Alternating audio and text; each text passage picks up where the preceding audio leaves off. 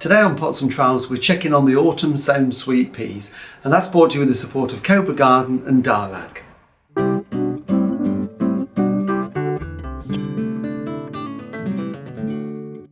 Hello and welcome to Pots and Trowels. Well, I'm in the greenhouse at the moment just checking over the sweet peas that we sowed from seed back in October, with the idea of giving us some nice strong sturdy plants that we could then overwinter just in a very cool glass house or cold frame, so that come spring we can plant them out and get that little bit of a head start just to get a few early flowers.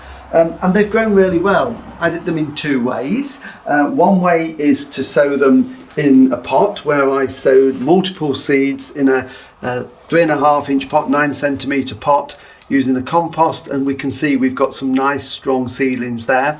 And the other way was to sow them like this into these cell trays. This is a 12 pack, one seed, and everyone has germinated, so really pleased with that. And if you want to find out how we did sow these seeds, if you haven't sown them yet and you want to wait until spring, then you can find the video that we did them on YouTube. And of course, if you subscribe for free on YouTube and click the little bell icon, then you will get all the notifications of all the videos that we do in the future. Plus you can look at all the ones we've done. I think there's probably a couple of hundred on there now, so something to have a look at.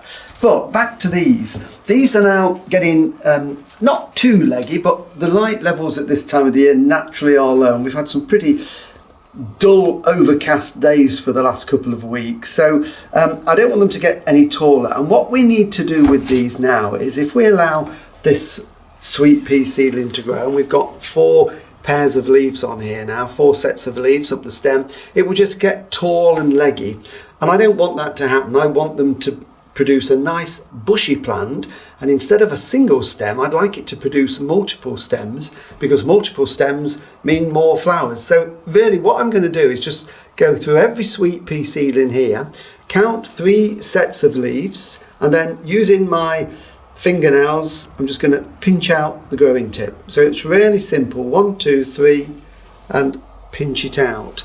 And what that will do will then stop them getting too tall and leggy. It will mean that in each of these little leaf joints here, we will then get a new shoot. They won't grow too much over winter, but they will then in the spring start to make growth, and that will then produce as that lovely bushy plant ready for when we do plant them out. So I'm just going to pinch these out quickly, then I'm going to show you what I'm going to do, because at the moment, as you can see, they're just a little bit floppy. These little tips that I'm pinching out, I will then just throw onto the compost heap. We can't use them for anything. That one lifted out the pot, so I don't know whether I can get one out to show you the root system. Hopefully by now they've started to make a... Yes, we can see, look, it's already started to make a really, really strong root system, which is the main reason that we want to sow them at this time of the year.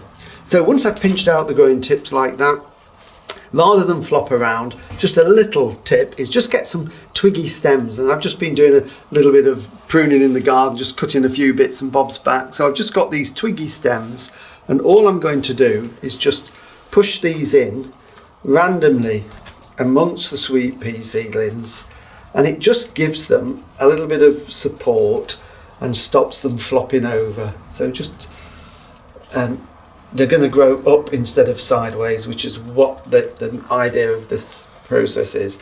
And then for the rest of the winter, these are going to actually live in the greenhouse where there's no heat. But if you haven't got a greenhouse, you could put them outside somewhere in a sheltered position. South facing would be ideal. See, now they're all standing upright, which is exactly what I wanted.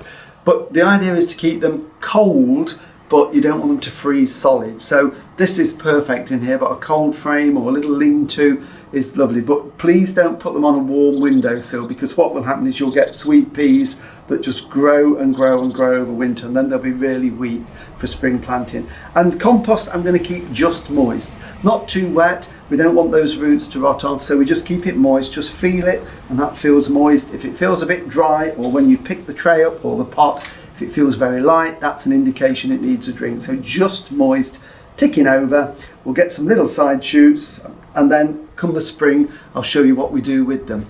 The ones in this pot here, where I've sown them multiply, I've taken out the growing tips. I'll stick a twig in there to hold them up as well.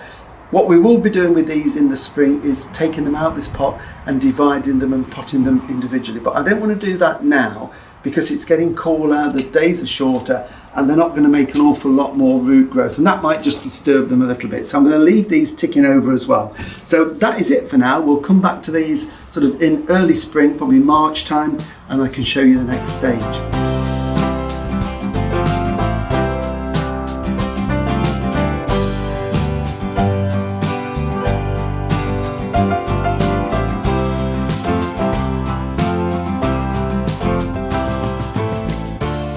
Well, thank you for watching Pots and Trowels, and we'll be back in the garden again next week. So we'll see you then.